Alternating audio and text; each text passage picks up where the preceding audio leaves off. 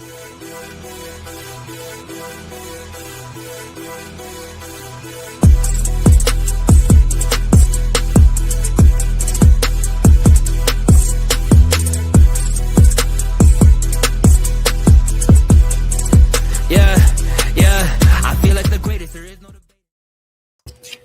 and welcome to episode 68 of Pacific Horseplayers right here on the HHH Racing Podcast. I am your host, Noah Maher, joined by good co-host and friend, Mr. Ryan Anderson.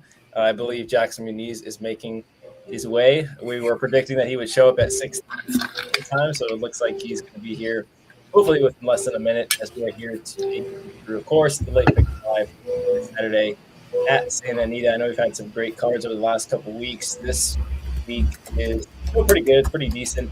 But next week's card is Big Cap Day, so do not want to miss on that. As we've got Jackson joining us, of course, through the intro here. I will get through this stuff shortly because we can go ahead and get into the Big Five. Of course, if you're listening us on our listening platforms, you can listen to us on Apple Podcasts, Spotify, and Anchor. We've got a regular Power Picks tip sheet. Of course, you can go over and subscribe and purchase those. 2 full tracks, ABC grids, spot players, ROIs to start the year 2026.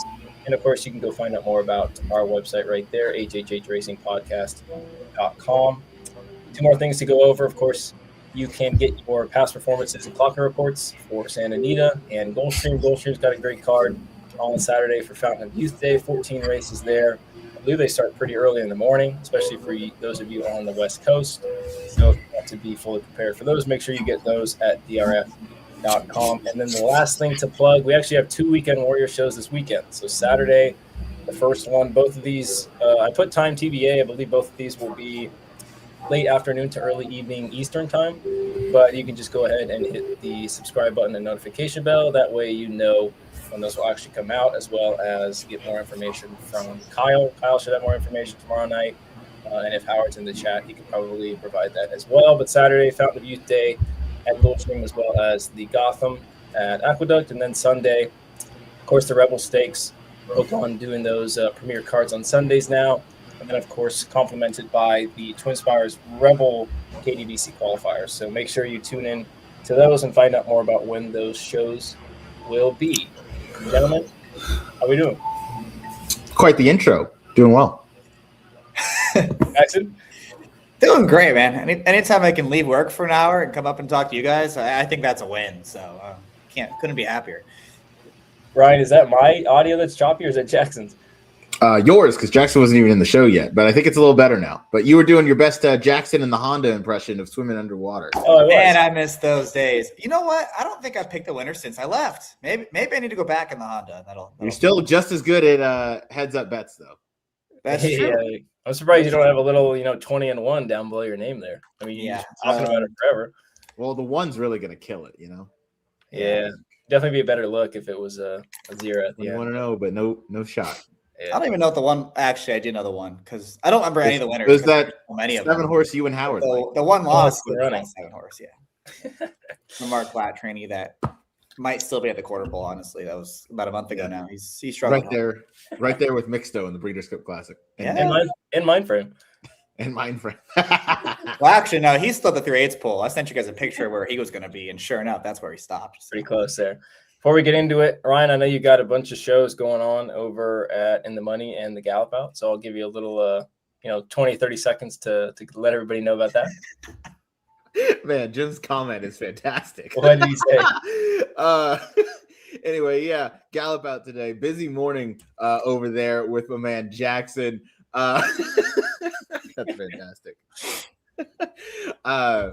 Busy morning this morning with Jackson. We had 3 Kentucky Derby, 1 Kentucky Oaks preview. We previewed the Rebel, the Gotham, and the Fountain of Youth, as well as the Honeybee from Oaklawn Park, all presented by our buddies up at HPI Bet and Woodbine. So that was fun to do. Those are available over on In the Money. And then, we had our normal Gallop Out episode covering the late pick 4 at Oaklawn this Sunday. Of course, the Honeybee and the Rebel being run on Sunday, March the 1st, which is very cool. So we covered the late pick 4 with Chase or at of Oaklawn. You may know him as the Wolf of Oaklawn. So he was back on the airwaves today. It was fun to talk to him for the first time on one of our shows. Yeah, I had no idea who that was. If you're familiar with him, obviously you know him, but I didn't know who Chase was, so I had to hear from these guys to tell me who he was, and then I got to listen to the show, and it was good. I thought he was really good guest, and guys went through a good sequence there, so good stuff both on Saturday and Sunday for sure. And he's an awesome guest. It was great to have him on. And then Jackson and I aren't finished because why would we be? Tomorrow we're going to be back. We're going to do a Sunset 6 preview for Friday because they have the massive carryover going. So we're going to be live probably tomorrow morning. But go about your day and you can just watch it on your way home. Yeah, there's a pick 6 carryover. I don't know what the exact amount is, but it's going into Friday. It's a 2-day. It's 158, I think. 158,000 roughly. Oh, is it that high? I believe so. Did you guys get a chance to look at the Friday card? Because I'm just trying to think about likelihood that it actually carries to Saturday. I know the fields are actually pretty big at both places. They're like 9s and 10s. I don't know. They're not huge, but they look difficult. Well, the off chance that it carries one more time, it would carry into 5 of the 6 races that we're going to be talking about tonight.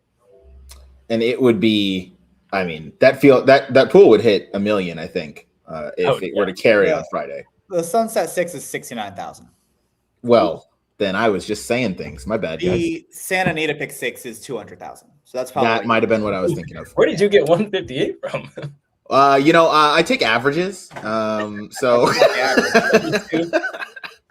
well, whatever the amount is, hopefully it carries a third day into Saturday. That bet would start in race 4 because they've got 9 on Saturday.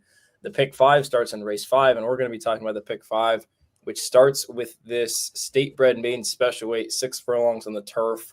Pretty big field of 10 in a wide-open race to kind of kick things off. Morning line favorite, the number 2, Otto's Magic for D'Amato and Fraser at 5-2. Second choice, the number 4, Seen by Me for the Missile and Mark Glatt. Glatt's got 2 runners in this field. This one at 9-2. His other one, the 3, Big Bill, the third choice at 5-1. And what a start to the day. I'm going 4-1-2, Jackson going 4-8-1, and Ryan's going 4-1-3. So very similar picks to kick things off. I am going to have Ryan go first for reasons. I'm not going to say those reasons this time. Seen by Me, second timer for Mark Glatt. Ryan, what did you like about this runner? Gotta wonder what those reasons are. But no matter. Look, obviously, we all kind of see the same thing. We think the number 2, the Phil D'Amato trainee that's going dirt to turf, is a little bit vulnerable. The full Sib, Wishes to Riches, didn't do much running on turf and did a lot of her best on the grass. So I think the 4, Seen by Me, is kind of the horse you want. Mid-year last year in the 3-year-old season, ran a number that's on par with basically the rest of this field. Comes back from a 180-day layoff with a Misael Jaramillo aboard. Has been gelded since the last steady work tab coming in. This just kind of has all the makings of a Glatt horse that is on the right path, and he does so well with these runners, whether it's second-time starters where he's 23% or over 180 days where he's 14. If you combine them, he's at 20% with a solid $2 ROI. One of the first times Jaramillo, actually, or rather the second time Jaramillo is going to be riding for Glatt. So a new rider there. I would probably say that it's a rider upgrade over Abel Lascano. And on top of that, was a little bit wide in the debut as well on June 7th of last year, and is going to get the chance to draw a little bit better now drawn post 4. Definitely got a worse trip, I thought, than the horse that he actually beat that day, Curling Command, who has actually run a couple times since then, I believe once or twice. But Jackson, your thoughts on this runner? Yeah, I don't have a lot to add. He ran well on debut against, I think Miles Finch is a decent cowbred for, I think it's John Sadler, I believe. Yeah. He ran well in that spot and returns in a race that is fine. It's not the strongest field ever. It's not the worst field ever. It's a spot he's supposed to be competitive in. And I think he's working well coming in here. He went in company with Maxino, I believe is the name. I just had it pulled up. Apparently I got rid of it. I think it's Maxino, who ran third last week in another turf sprint on debut and actually ran pretty well. So I thought he got the better of that horse in the morning, and just seems like he's apparently not getting 9-2 because we all picked this horse on top. Mm-hmm. Yeah, I mean, I think there are a couple questions, like number one, where the hell has he been? Because he hasn't run since June 7th. But he's worked consistently. It seems like the horse that he's been working with was okay. Like you said, that Maximo or Maxino, I can't remember what the name was. But even with the time off going from 3 to 4, it seems like he has every right to improve. And that number in June is pretty lined up with a lot of the other runners in here. Now, maybe if he's 5-2 or 2-1, I might, try to consider those red flags a little bit bigger at that price. But 9-2, I don't really see why I wouldn't take him in a race that I think you could poke some serious holes, especially in the 2, who I'm the only one that's got in third. We can talk about that runner. I'll talk about the runner in a sec, but I want to hear from you guys about some of the other runners. Jackson, I'll keep it with you to go to the 8, Beer Buzz. What a name. Stretching out and getting on the grass for the first time. New acquisition, Edwin Alvarez and Tyler Bays figures to go to the front. I would think so. I mean, that's kind of what he was best at last year when he was running. They came on the dirt, but those were some pretty decent horses he ran second to in those first 2 races. He lost to Roman Gratis, I think is how you say it. And then Western Freedom came back and won like 3 races a couple races after that, who tailed off eventually. But he was in really good form at the time. And the third start, obviously something went wrong because he hasn't been seen since then. But I think if you're comparing him to the 2 horses, who both are very speedy, both are coming off long layoffs, and both are question marks on the grass, wouldn't you rather take the horse that's going to be 5 or 6 times the price? And sure, the 2's a little bit faster numbers, but this is a completely new surface. So I think you're supposed to take the 8 in that scenario. Yeah, that's a great point, Jackson. I think you bring up a lot of good points there. I think you're supposed to take the 8. The 2's not very good. I typically don't do that. I apologize for that. What I was going to say was, even if you don't really like him, at least the point is that he should probably be the Achilles heel of the 2, which is easy to believe that you should probably take a couple of the horses that you would think would be at better prices. So I don't know. That's the thinking that I'm going with. Brian, we both got the 1 in second, who is one of 4 horses that were in a 4-way photo. I believe 3 of those are coming back in here. When I first watched it, I didn't love that they were kind of on top of each other, but I thought there were kind of some sneaky excuses with the number 1 Little Raymond. Yeah, I thought last time definitely. If you're going to take any of those horses out of that race, I would say Little Raymond, just because I don't think the trouble was super significant. I know it says checked in the running line. He actually, thinking again, he did check out about probably 2 lengths. I thought it was pretty significant.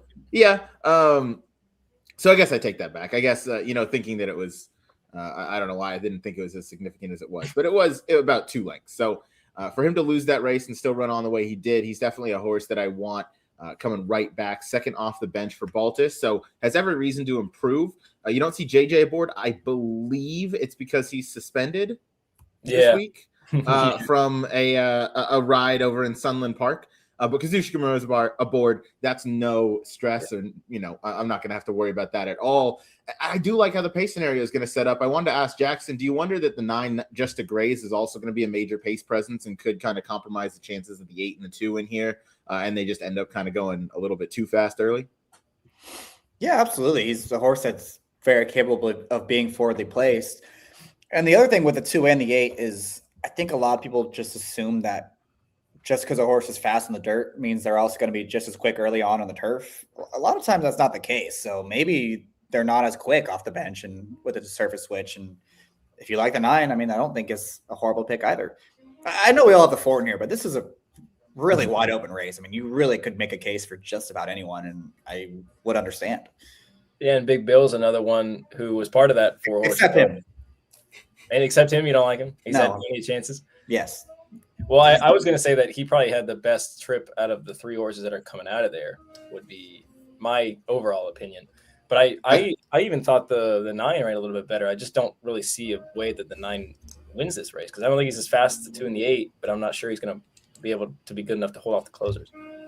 Yeah, I agree with that. I have Big Bill in third just because he's kind of that underneath horse that I would, key in different spots if I was going to play anything vertical in here. I do think that horse, I don't see him winning because he's always found some. Oh, we lost him. Man, we lost him earlier too. Much greater than. Did you really? Nope. Yeah. Oh, he's back. Am I back? Was I gone for a second? Yeah, man, my Wi-Fi has just been awful today. You can ask Jackson what happened on the main Gallop Out show. Anyway, Big Bill. Yeah, look, underneath key horse, so I'm playing anything vertically is the Spark Notes version. Were you guys strongly against the 2? Because I've got him third, mostly because after the 1 and the 4, I didn't really have much of an opinion. And I think the horse that he lost to last time is pretty well meant. I'm not way against. I just felt like if he's gonna be favored in here, like the turf is a question mark. There's very little turf breeding on the dam side, and with it being a Calbred and with it being a Phil D'Amato trainee, if they really thought he was a turf horse, wouldn't they have started him on the grass? I mean, I just think it's a big enough question mark where you're supposed to try to beat him at 5-2. If he drifts up a little bit, then sure, you take a shot because he's run so much faster than everyone else. But it's all about what price you want to take on him. Well, that's a good point, and that starts the all turf pick 3 too. So it would be one of those situations where I probably wouldn't be. I'd probably just take the 1 and the 4 and take my chances at that point and try to beat him because people are just going to see the motto and use him on some tickets for sure. But we'll go ahead and move on to race 6, and race 6 is a $10,000 claimer. It's 5.5 furlongs on the main track. Not the greatest field in terms of quality, but pretty competitive. You got a 5-2 morning line favorite in the number 2 Binging for my boy Ayuso and Antonio Garcia at 5-2. Second choice, the number 5 Y'all Come for Lorenzo Campazano and Tiago Pereira at 3-1. And the picks are up on the screen. You two guys are both going with the 7. I'm going with the 5. I'm 5-6-7. Jackson is 7-5-8, and Ryan is 7-2-5. Jackson, we will go to you to talk about the speedy type. Billy Joe Shaver, 5-1 on the line. Cesar D'Alba, and a jockey you don't see very often at Santa Anita. Would you like to inform the listeners and viewers about this particular jockey? Yeah, he's excellent at Los Alamitos. He rides really well. Very good. And I like that he's in this spot because I think he's on a horse that needs to be at his best, needs to be forward to be at his best. And look, this jockey's hit the board. He's been second in both of his starts at this meet. So clearly he's doing something right. Yeah. Blinkers going on. I mean, everything that's going on with this horse indicates that they're just going to send him to the front and pray and hope for the best. And honestly, I love it because this is one of those fields at this level going the 5.5 furlongs. I mean, that's a pretty good plan, I think. And I don't know who else is going to go with them except maybe, I guess the rail horse is the other low sal trainee that has some speed. And it kind of feels like one of those two is going to control this thing. So look, I don't know what happened last time. Maybe he was afraid of the mountain going down the hill because he didn't show up at all, but he also took a decent amount of money in there for being an allowance race. I mean, he was only 8-1 and now they're plummeting to the bottom. Not the best vibes ever, but I just feel like this is probably a spot where he's supposed to win. And where he's capable of winning, like he could be competitive. And this is very similar to the levels he was running in before the long layoff as well. When he was winning, it was those restricted claimers or the low level maidens anyways. So it's probably just where he belongs, and he's drawn well in this spot. I think 5-1 is a good price for a bounce back candidate. Ryan? Yeah, I couldn't agree more. To Jackson's first point, this is a jockey that rides the quarters for the most part at Los Al. So that tells me one thing: he's going to get him out of the gate, and he's just going to go. And I think completely to what Jackson said, that's all you really need to do in here. He's the fastest horse early on paper. Blinkers on should only help that, and go for as far as you can, and just hope you can hang on. Yeah, I like the pick. I don't really have any problem with it. I've got him 3rd. I think this horse right here, the 6 Bluegrass Go Code, could probably make things pretty difficult if Orduña Rojas tried to clear. So I know he's been pretty quick in the past. I mean, you can toss the turf race. I'm pretty sure the 3 horses that I have in this race all tried turf last time, which is kind of bizarre. But when he's on the dirt and when he's on his A game, he's pretty quick too. So I would think, the 7 might have a little trouble trying to clear from out there, and Fracey would kind of make things tough. But if the 7 goes, I think the 6, who I've gotten second, not a super strong opinion. I think this race is also pretty wide open. Could just kind of sit off him. If the 7 gets tired, he'd be the one to kind of pick him up late. And then I've got the 5, who I'll talk about in a minute, to maybe pick them all up. But agree on the 7. Blinkers on should help him finish. And when he finds himself on the front end, he's pretty tough to get by for sure. Ryan, we will go to you to talk about the morning line favorite, the number 2, Binging, I believe. Binging? It's not Binging, right? It's got to be Binging. I believe it's Binging, yeah. Look, morning line favorite, but really just because of the drop down. Still not a whole lot of confidence in this runner. This is a horse that's going to be coming from a little bit off the pace, but he has had speed versus what I would say is a higher level in the state bred 20 non 1. Sometimes those can come up a little bit salty. So, I mean, they dropped down to the restricted claimers of 10,000 non-3 lifetime. Definitely one of the lower levels we have here. Should be the money run, I would say. Obviously fits and has been running the consistent numbers. So if he shows up, he could absolutely win here. Jackson, were you like deathly against him? Because I just, the drop was weird. It just feels like he's kind of lost his speed as of late, and he could certainly win. But it's very similar to the 2 in the first leg, where I'm just not sure I'd love him at 5-2 or 2-1. Agree. I'm really not against him. He's got some speed. He's definitely class, and he's got a good inside post. I just think looking at his numbers and his better races outside of the 81 bar, which clearly he has not been able to replicate, he's not any faster than anybody else in here. So I don't really want to take too short of a price. I have a question. Go for it. Someone in the chat brought up a really good one. Sam Falcon. Where is Hector Barrios this weekend? Because I tried to find out. I looked for a suspension, and there was one a couple of weeks ago, and that's obviously not this upcoming weekend. So I don't know. I thought that was weird too. Yeah, they just a ride in the Hernandez, so it's not like he's on vacation. He's just one mount. Yeah, did you guys check Friday? Does he have like 1 or 2 mounts? Is he just lightening the load? For this entire week, his only mount is in the Hernandez on Thought Process. Really? He's got to be suspended then, because that's the only stake race of the weekend, and that's got to be what they do. And maybe I'll look up on the racing board website. What were they suspended? If I see him this weekend, I'll ask him for you guys. I'm sure he'd love it. Please do. Why are you only riding one race? Did you do something wrong? What did you do? That's got to be the dumbest rule in there's a lot of dumb rules. That's got to be one of the dumbest rules in horse racing, that if a jockey gets suspended, you can still ride the big races. That's okay. Like, is that actually going to solve any problems? Like, imagine someone got suspended for like the Kentucky Derby. That would be the real slap on the wrist, where you don't hurt someone out again. Like, it's so now dumb. It is only applicable if the entries have already been drawn. So it's not like you can't, like, Juan Hernandez won't be able to ride on whatever Friday because he's serving the 7 days and the card hasn't been drawn yet, like next Friday. But also that doesn't matter, because this suspension is probably from like 5 months ago when he caused interference at the summer meet at Del Mar. Yeah, it's not like it's the next day where they're going to meet with the stewards. Like, it doesn't make any sense. If I'm Hector Barrios, I'm like, 10K claimer, great. I don't have to ride. I just get to ride the race that's what, 250,000, 300,000, whatever. Y'all come. I'll. Did you find the suspension, Jackson, or no? No, I'm still looking. Well, I can talk about this horse right here while you look for that. Y'all come. One of the 3 horses that I've got in the mix that tried turf last time, and I really didn't think his turf effort was all that bad. But another one where his A races really put him in the mix. Things would have to kind of heat up a little bit, but I think the pace could maybe heat up a bit more with the 6 drawn to the inside of the 7. Maybe those 2 go out front. Things will set up for the 5 runner in here, whose win 3 back was at 5.5. I know it's that kind of long stretch at Los Al, which maybe plays a little bit longer, but his pretty much his best race as of late was at 5.5. A second prior to that, the Santa Anita race 2 back was just way too tough. I mean, it was 37-1, faced Titanic Thompson that day, and a refocus. I think those 2 ran like 92 and 89 buyers respectively. So just too tough of a field. And then the grass try last time going a mile, cuts back, switches back to the distance and surface that he prefers. I think he's got a big shot if the 6 and the 7 kind of do hook up like I could imagine for sure. We've got a couple other runners. I think just one more runner, the 8, Cupid's Crusader, who is kind of this horse in this race is your 3 in the first race, Jackson, where I think this horse has a 0 shot. But go ahead.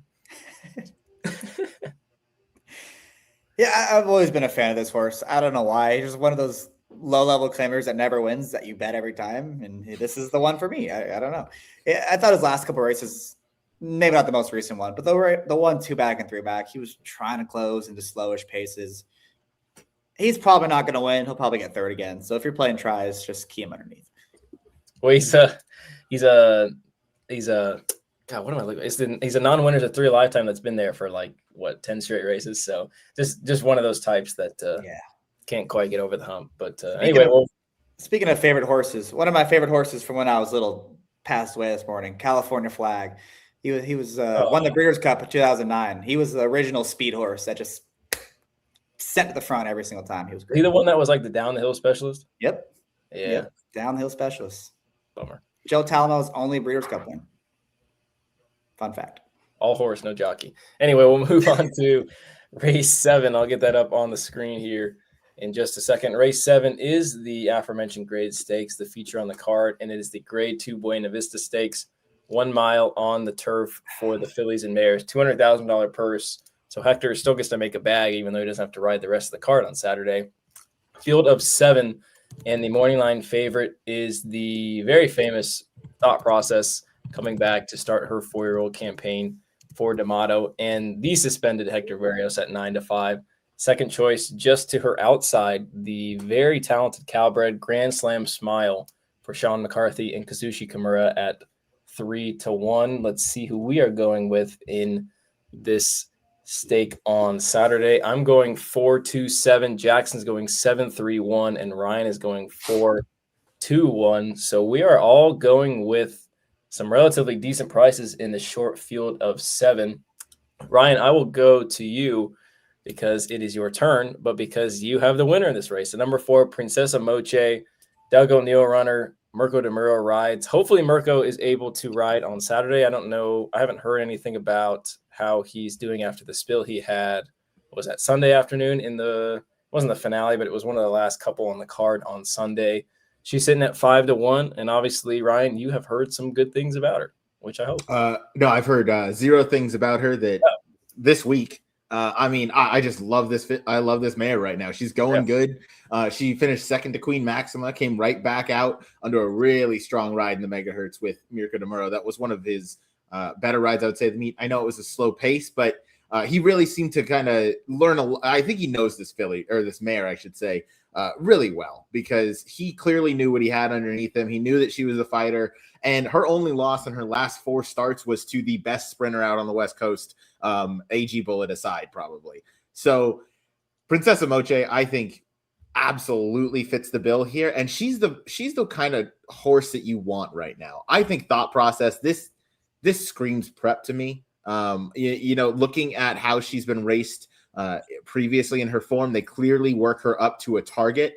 They did it last year with the comeback in the allowance race, and then to the San Clemente, and then to the Del Mar Oaks. And, this year, this looks like a very, very similar sort of setup, and she's going to be first off the layoff here for a 4-year-old. She's going to be a really short price, obviously, because she has those little red feather connections, and she's a very talented horse, but she does have to get a tick or two faster. And until we see that, I think this is a perfect chance to kind of play against her in this spot. And Princesa Moche, absolutely the now horse. And I think she's going to be the horse to catch and beat when they turn for home, with respect to the Calbred Grand Slam Smile as well.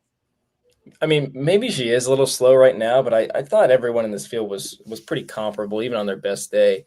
Yeah. And number 1, she's really good, like you said. Number 2, I mean, she'll fight you for it. She had horses both to her inside and outside.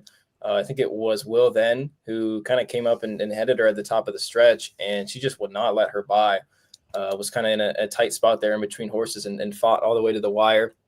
Vibes was the one that kind of made a late run, but if you kind of watch the gallop, I don't think Vibes was really ever going by. So she's just one that I think is in raging form. She's going to get a really good trip. I will show the time form because I think time form suggests that Thought Process could find herself on the lead. I would probably think that this is pretty accurate. I would think Princesa Moche would be pretty close. I wouldn't think Mirko would kind of let her get away just right off the flank, and then the other favorite Grand Slam Smile just kind of down to the inside in the pocket. And if she sits that trip, I think she's got just as good a shot as anybody else to defeat the likes of the one-runner Thought Process in this race. Vibes was the horse that ran second to her last time, Jax. I know this is one that you're a fan of today and actually have been for a little while now. Yeah, this is the one JJ horse I bet every single time. And usually it works out pretty well. He actually did give her a good ride last time. I think despite the slow pace, which they couldn't do anything about, he was able to save a lot of ground the first turn, swung her wide second turn, and she closed really nicely.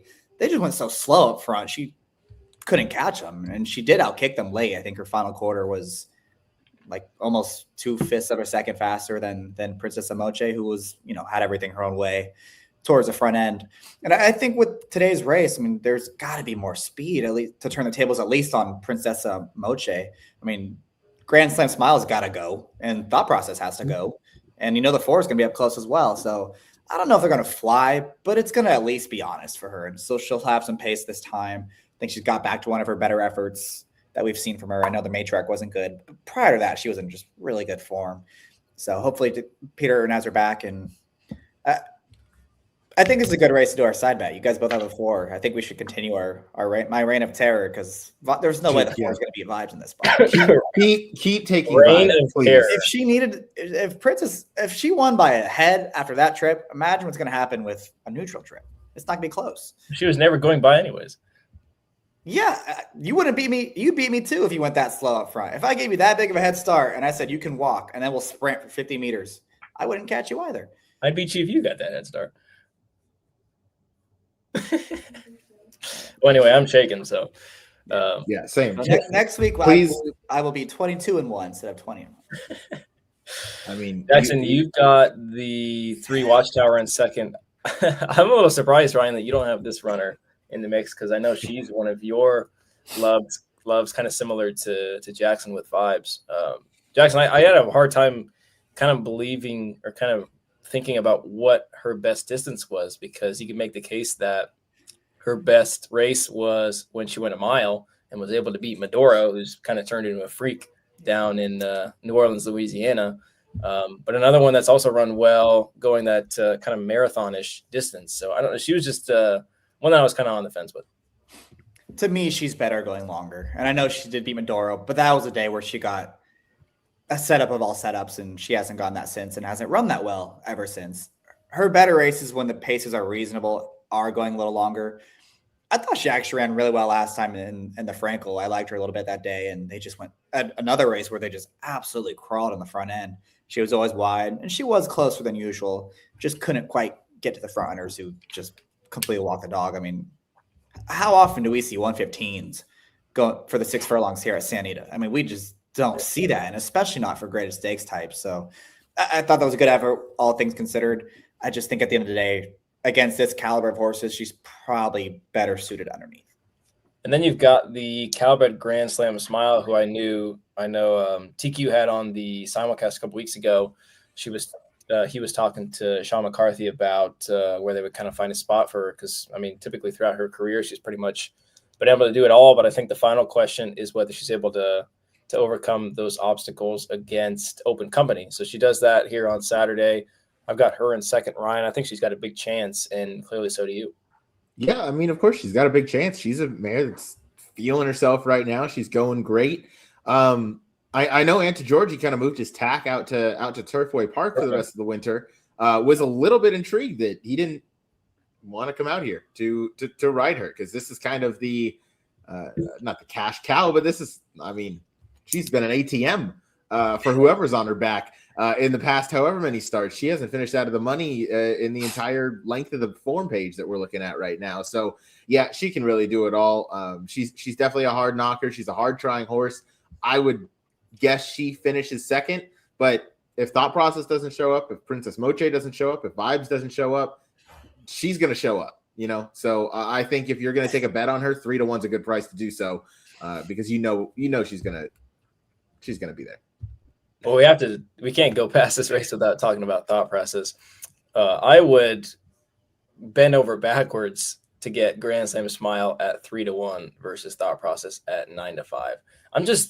Is anybody convinced that she's any better than when she was 2 years old? I don't know. I mean, her St. Clemente and her allowance race, she just kind of got the front. Nobody else wanted it. And then in the Del Mar Oaks, when she actually got a little pace pressure, she was awful as the 6-5 favorite. And we haven't seen her since August. I don't know. I don't think she's any better. And her numbers don't make her a 9-5 or 8-5 shot in here. She can win, but I just think she's a terrible bet. I agree with everything you said. I'll just play devil's advocate here. Lush Lips was second in the Del Mar Oaks, and look what she's come back to do since then. I mean, maybe that's just one of those 3-year-old numbers that they're typically pretty light on the buyer scale, and maybe it's a little bit better than it seems. Even so, I think I kind of agree with Ryan. Like, I don't know if she's going to be 100% cranked up to win this race. Maybe she is, and she's just better than these, and she does take that step forward from 3 to 4. But I think at 9-5, this is too competitive a race to back her in the spot. Does anyone else feel like this is a step to the Jenny Wiley at Keeneland? When I saw her entered in here, that was my first thought, because D'Amato will send his best ones out there. He sends Notorious. He'll send they had a horse a couple years ago. I can't remember now. Balnikov, thank you. Like, they will send their top horses, and I don't know. This felt like kind of one of those stepping stone races where she's going to get tested, and I think she's coming into it ready. But I think there's going to be an added. I think there's a date circled, and I don't think it's this Saturday. I hope they go, because I would make so much money betting against her. I'm going to check that right now. Actually, I think they only came out with a nomination for the Bluegrass. I was trying to check noms. Oh, way too early. That's okay. We can wait on that. The Bluegrass either yesterday or a couple of days ago. But boy, I hope her name shows up. Was Paladin one of the names? It was. Golden Tempo was one too, but that'd be kind of cool if I could see him. But anyway, I'm not saying I'd bet her in Kentucky either. I would love to fade her. Yeah, that'd be the fate of the century there. Maybe the Lush Lips point is there. I know Lush Lips actually continue to run versus we haven't seen her for 7 or 8 months. But another point, look at I know we like to joke about sometimes the lack of talent on the West Coast. Look at this St. Clemente. This St. Clemente, I think the field in here is like 2 for 50 since that race. And one of them was Silent Law, who won via DQ. And then I think As Catch Can won at like Colonial, like 18-1. So that was just the worst grade 2 you could ever find. Terrible as a favorite in the Delmar Oaks. Haven't seen her since.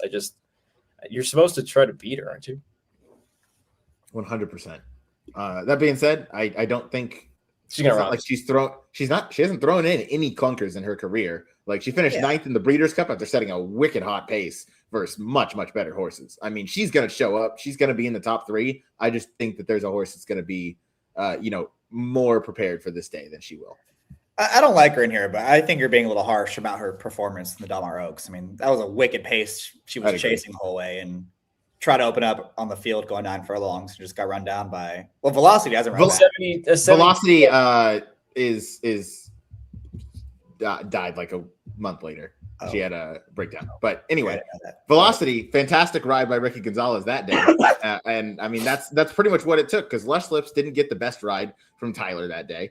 And thought process hung around on lead. We don't need to dive into the Delmar Oaks that happened almost a year ago, but yeah, I'm with you, Jackson. I don't think the Delmar Oaks is a huge reason to play against Lush Lips here. That's fair. Point is, I just don't like her all on Saturday, so she'll probably run off the screen at 7-5, and you can take that to the bank. But anyway, we will move on to race 8, which starts the $5 late double, of course, at Santa Anita, the Great Race Place, and it begins with a $25,000 claimer.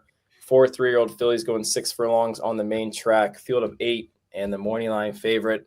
Another sketchy morning line favorite, I think, in my opinion. The number 1, Darlin Sugaree, Florida bred, for Jeff Mullins and Kazushi Kimura at 8-5. Second choice, the number 4, Tammy Baby, Cowbred for Jeff Bondi and Tiago Pereira at 7-2. And another race where I'm afraid that the horse that we all picked is not going to be the odds that we had hoped for. I'm going 8-4-5. Jackson's going 8-4-1, and Ryan's going 8-4-1 as well. So all 3 of us going 8-4 to hit the exacta in this race. Jackson, we will go to you. Dakota Shadow, 9-2 on the morning line. Your best guess or estimate as to what odds we will get come post on. Yeah, this is an atrocious morning line, and I don't feel bad saying it because it's a computer that does it. Apparently, she's going to be the favorite. No doubt in my mind, she's going to be a favorite in here. It's ridiculous that she's 9-2. She might be 7-5 come post on. I mean, she's that much faster than everyone else, and she does look like the controlling speed. So. Yeah, good luck getting 9-2 on her in this spot. If she runs back that maiden score, she's probably going to win. There's just no one else in this race that can compete with her, and it's as simple as that. You can argue, well, she's kind of a tale of 2 tapes right now with the race on debut where she didn't run nearly that well. She also didn't make the front that day. It was at Low South, so maybe just the race she needed. I think she's supposed to win. I think so too, Ryan. Your thoughts? I mean, she blew the doors off that field on January 9th. I mean, if she runs anything close to that, I mean, I see a pretty close replica. Yeah, she's probably going to trounce this field. I get that the computer system made the favorite just because I think you get the first call jockey and it's a horse that just finished second versus winners. I would imagine that's probably in their formula or whatever. But yeah, I'm with Jackson. This 8's going to go off favored, if not a tick second choice at like 8-5 versus 7-5 for the rail horse here. When did they start the computers? Is that thing before this meet? It's been a while. Yeah. You know how every one of our shows we've done, they've had morning lines and post positions. That's the computer. So yeah. It's actually been pretty decent. It's been very good. Pretty solid. It's been very good. This race complain about it. Yeah, you'll have your few outliers, which I think you would have with humans. So more than I wouldn't touch this 8-5 morning line favorite at all. I mean, the race that she was in, I mean, they were trying to get rid of her. Nobody took her. And then she lost to like what was it, 17-20 to 1 shot in that race, and it gives you the impression that she was closing, but the horse in front of her was a 1,000-yard runner from Mosal, and she was completely stopping. So I mean, that race on paper looks way better than the visual for sure. I guess we can go straight to the horse that we've all gotten second, Tammy Baby, who Ryan was finally able to get it done last time. I know she beat a couple of rivals that ran in one of the races we covered on Saturday, if I'm not mistaken. There were a couple other Bondi runners in there. They were a little disappointing, which kind of steered me off of her. But then I looked at the rest of the field, and safe to say, no bueno. Yeah, no bueno. To the number 6, Little Tinkerell, she wasn't going to make that extra half furlong that she's got to go today. There's no reason to really play her. So I think the 4, Little Tammy Baby, is the horse that's just going to be kind of sitting in that second flight of horses.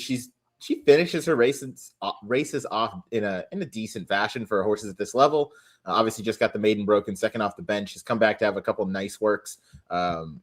Is absolutely, I think, going to round out the exacta. Feels like 8-4 exacta. If the three of us are going to be accurate on Saturday, this might be the race. Yeah, I might get cute with if I play exacta or try. It'd be very unlikely that I did. But this Ryan Hansen runner, the 5 Crunchy, was able to win first time out. She was a price that day. But obviously, anytime you win first out for a barn that doesn't really fire all that well first out, and that was primetime season, down at the Seaside Oval at Del Mar. And then she was in 2 races where she was way over her head. One of them, the Golden State Juvenile for the fillies at the end of October at Del Mar, kind of that fall meet. I believe that is one of the undercard races on Friday for.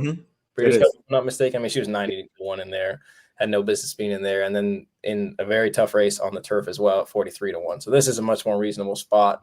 Going from state bred listed stakes to open 25 is probably a little bit easier of a company for sure. So if things heat up, if the 6 goes crazy and Diego isn't smart enough and decides to hook up with the 6, if Ricardo Ramirez decides to go crazy with the 6, and I guess maybe she could be creative to maybe round out an exacta or a try, but that would be kind of the clever thought I would have in here. If you guys have anything else, you can give it, or we can go on to the last.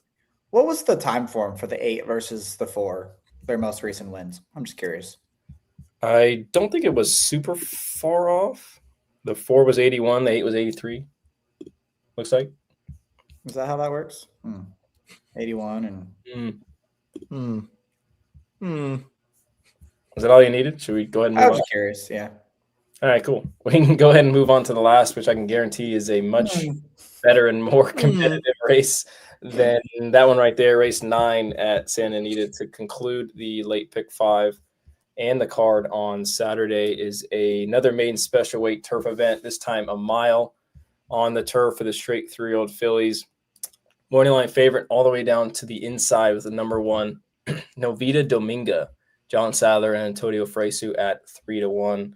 Second choice, the number 4, the European Invader Narita for Leonard Powell and Mirko de Muro at 4 to 1. And let's see who we're going with to finish things off on Saturday. I'm going 6-9-8. Jackson's going 9-7-8, and Ryan is going 8-5-4. And Ryan, this was the main reason why I wanted you to go last, because this is a train that you will not hop off. Soul Sister, 12 to 1 on the line. Karen Headley, Tiago Pereira, you're backing her again. I love it.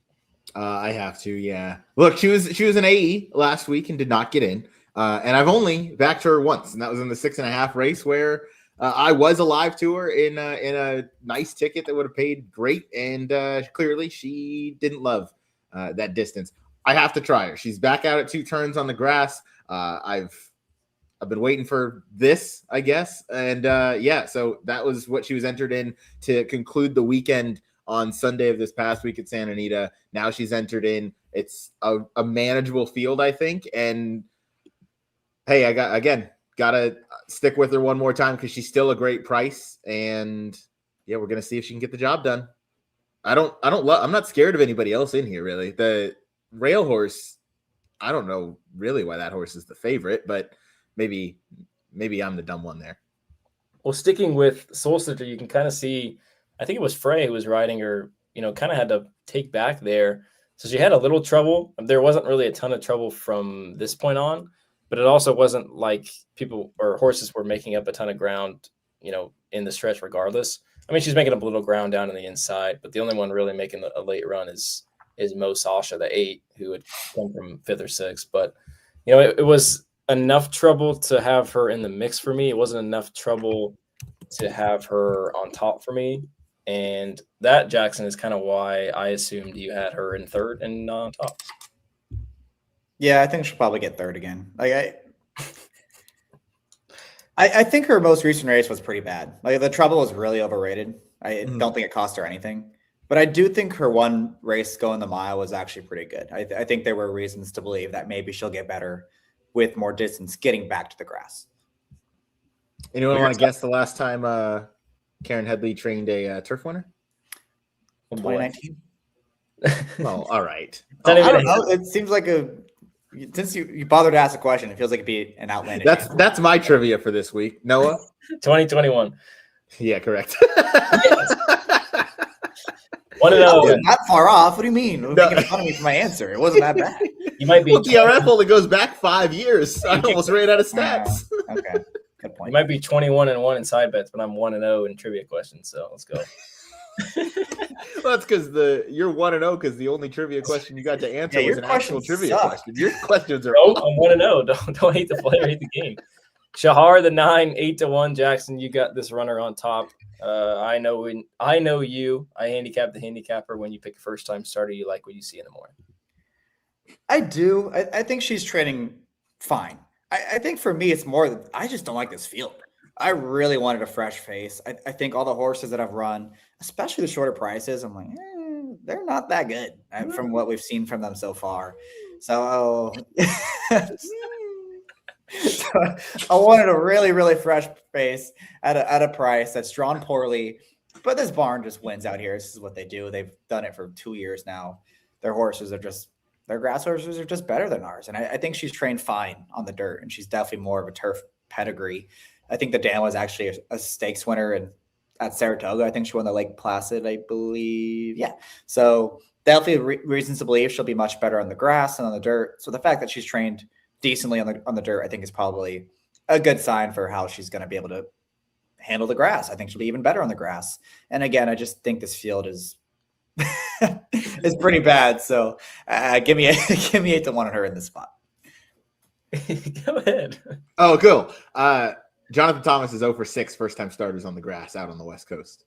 I don't care. This field stinks. Okay.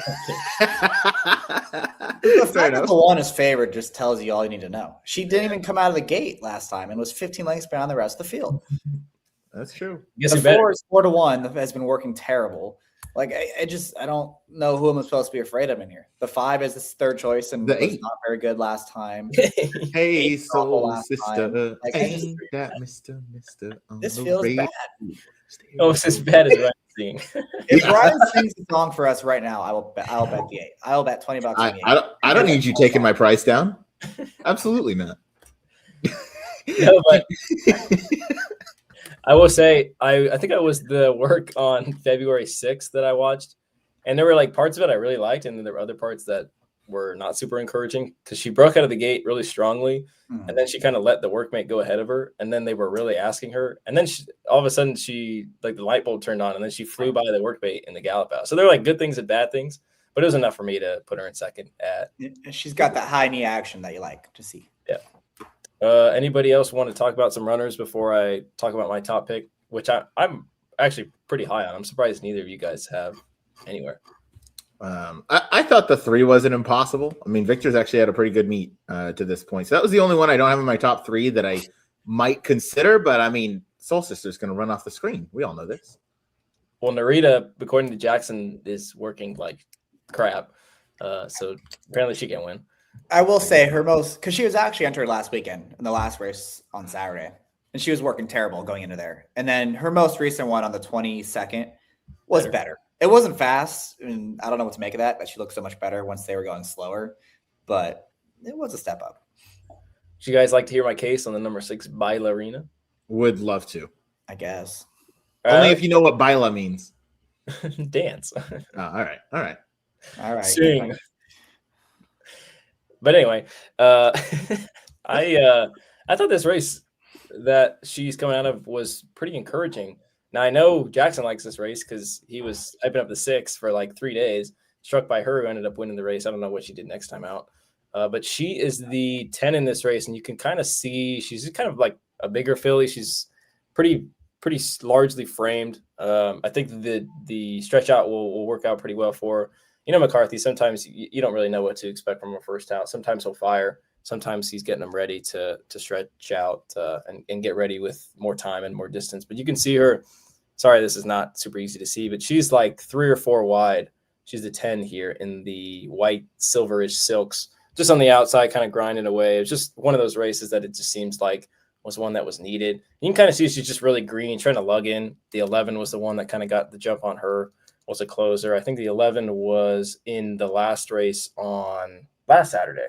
Yeah, so is that 8 who ran so well. I'm pretty sure that horse ran off the screen in first place. No, Urak? Yeah, no, either 9th or 10th. But she's still green even in the lane. I mean, she gallops out pretty good. But just I thought had every right to improve. Again, is one that was just leggy, one that is coming out of a race that I think is okay. I mean, you can see 3 next out winners Surfing USA for the late great Jeff Siegel. Essential Lady came back and actually was the one that caused the initial carryover in the pick 6. Jackson still shaking his head. And then the last place finisher, who was Speed and Fade that day, forced entry, came back and won. So it's just the looks of one that I thought could improve second time.